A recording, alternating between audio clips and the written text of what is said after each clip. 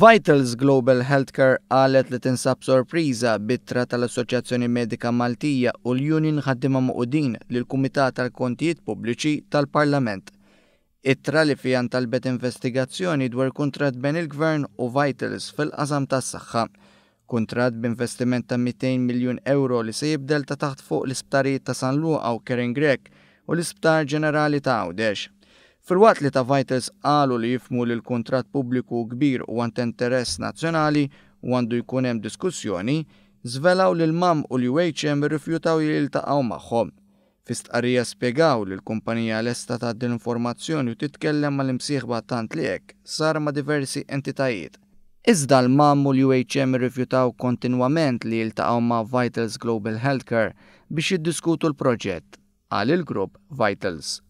Huwa għal din ir-raġuni li l-kumpanija ssib littra mibgħuta liċ-ċermen tal-Kumitat tal-Kontijiet Pubbliċi sorpriża għal il-grupp li żied li se jibqa' jwieġeb il-mistoqsijiet ta' kull min hu interessat. Fl-istess ħin il-grupp staqsa x'inhu l-interess tal-MAM u l-UHM li nflok daħlu fi dialogu biex jirrappreżentaw l-interessi tal-membri għażlu triq li tista' tidher iddettata minn aġenda politika.